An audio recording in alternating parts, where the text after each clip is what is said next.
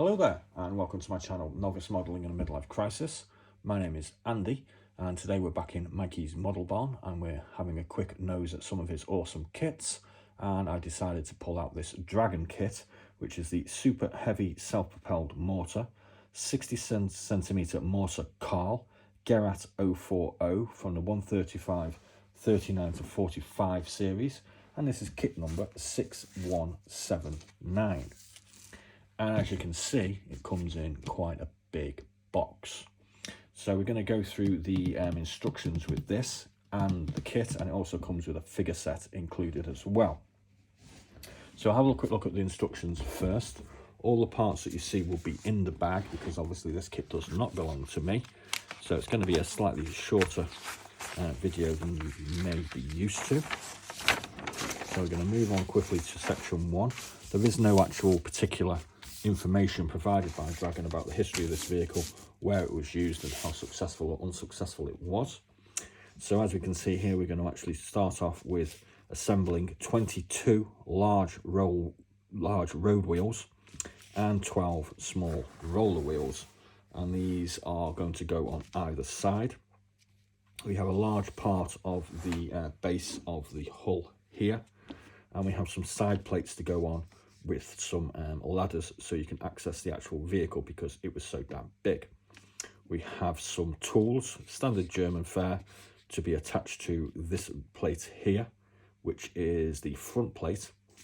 And then in section 3, we're going to attach all of our road wheels and our drive sprockets to the vehicle on both sides. Section 4, we're going to be looking at the roller wheels which go across the top.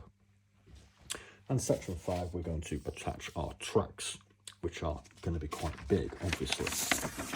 Turning that over, we move on to section 6/7, where we're going to start building up the platform for this rather huge weapon. And as we can see, we've got side plates to go on. These look like exhaust fittings. We have some parts here, which possibly might be some sort of winch, maybe. Then we start on number 9, where we're going to start looking at the actual mounting for the gun itself, and some rather heavy duty looking metal girders to go on. Section 10, we have some grating. Kind of thinking that this might be the engine bay here because it's at the front and it seems to have some access covers on it. We're going to put these side walking plates on as well, with some small pieces, not too certain what they're for. Got a whole load of small mounts to put on the side of the gun mount. And then section 12, we're going to put the railings which go right the way around the vehicle also. Section 13, we're looking at the support mechanism for the barrel. And in section 15 also. And in 16, we're going to put this huge weapon, start putting this huge weapon together. And there's quite a lot of parts involved in doing that. Section 18, there's the actual sort of barrel of the mortar, I suppose you could say. And then it comes through here like so. And then when that's all completed, we're going to mount that on the top of the completed hull top. And then we're going to stick it onto the bottom there in section 20. And hopefully at the end, we're going to end up with, well, something like that, I suppose, or something like this. And as you can see, it's got 2 different types of camouflage painting scheme on here. I'm guessing that the blue and the blue, I think I've made a mistake of assuming that this was an actual colour scheme before, but it's actually a sort of a camouflage in regular sort of beiges and greens, and not some sort of wild grey and blue camouflage, although that does look kind of cool. And as you can see, we get a whole bunch of sprue diagrams of what we should have in the kit. So let's pop that out of the way for a second and get on to our sprues. And as you can see, it's quite a large vehicle. There's a 1 litre bottle of water, and it's actually bigger than that. So I hope you've got some good shelf space. As you can see in here, we also get an actual metal shell. So yeah, they were pretty big. We get a small brass rod in here and a couple of springs. Don't really know what they're for. As you can see on the side, we already have the suspension supports for all of our road wheels in place. There's quite a lot of detail going along on the sides, though the base is pretty, you know, there's no detail going on there at all. So there we go, that's the actual base of the hull. We've got some very, very big sprues to play with here. These are coming out in no particular order. Let's just zoom that in a little bit.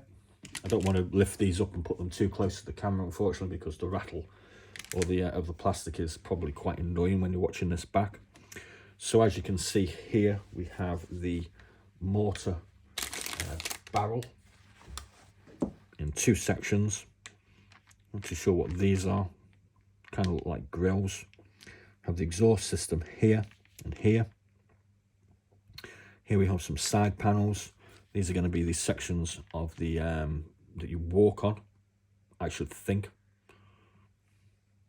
Got a ladder here. That's about it for that particular one. And this one again, you can see this is going to be the top of the vehicle.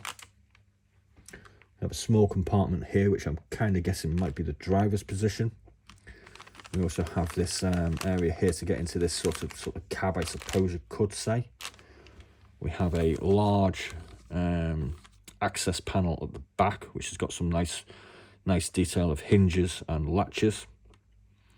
On the side here, we can sort of see simulated grating. Let's just lift that up a little bit.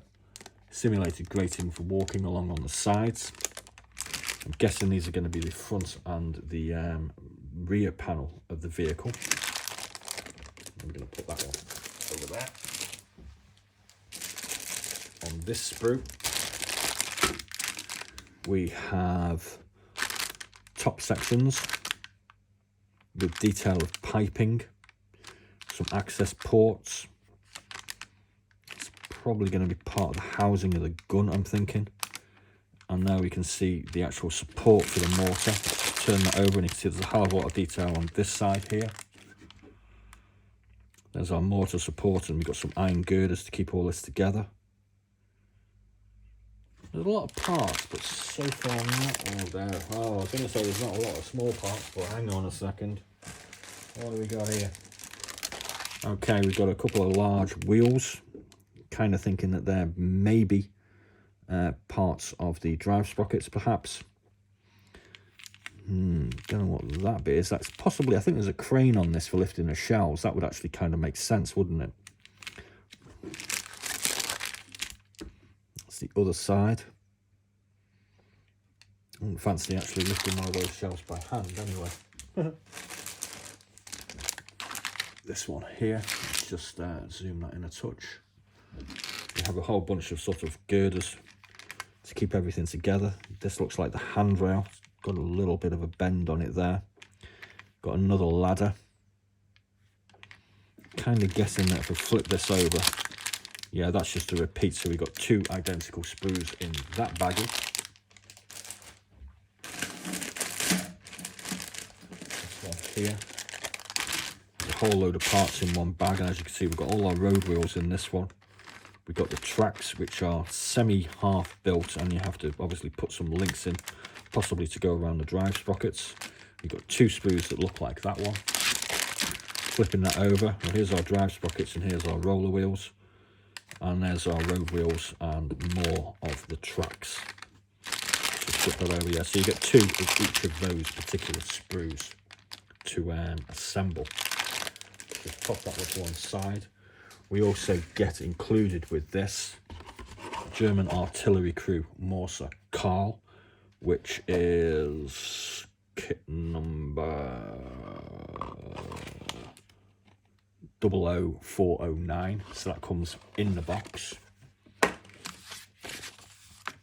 That's obviously what they're supposed to look like. So you get 1, 2, 3, 4, 5, 6, 7, 8 figures. So obviously that's your sort of painting guide. And then we get painting guides and sort of what these figures should look like.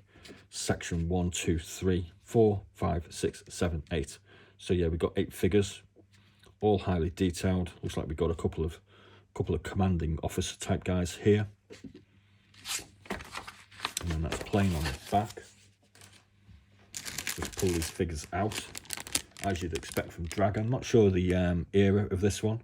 It does actually say copyright 2003 on it, so it's not exactly a incredibly modern kit, but the detail on the figures does look pretty good. Everything seems to be there, and obviously you need to attach various faces, helmets, arms, capwear, and helmets to them. That's the first one. We get another 4 figures on this one, and again they all look pretty well detailed. This guy's hair, so he's not got any headwear on. We've got our 2 commanding officers here. This guy looks like he's just standing around doing nothing much. We've got a couple of caps for our officers there as well. Just get this last one out. And this appears to be a sort of equipment sprue. So we have a MG43, is that one? I forget. A whole load of bread bags, a whole load of gas canisters, all the regular shizzle basically. A couple of machine guns and a couple of rifles. A couple of stick grenades and all the personal arms. So that looks pretty standard. So let's just pop that box back in so you can have a better look at it. And zoom out. So as with all of Mikey's kits, this one is technically available for sale. So you can get in touch with me if you like, and I'll try and put people together. Alternatively, we are going to try and do some links to what he has listed on eBay when he returns from holiday. His eBay is Studio 100. So if you're interested in that kit, this kit, please do get in touch. He's pretty good with his prices, so I'm sure he'll be willing to accept a reasonable offer for it, or he may just decide that he's best suited just sticking it on eBay and see what happens. So I think that's a pretty cool kit. We're going to try and do a few more what's in the boxes while we're here of some of the big stuff. We've already done a few touching on some armor and some of the other sort of interesting TV sort of themed stuff that Mikey has in his collection.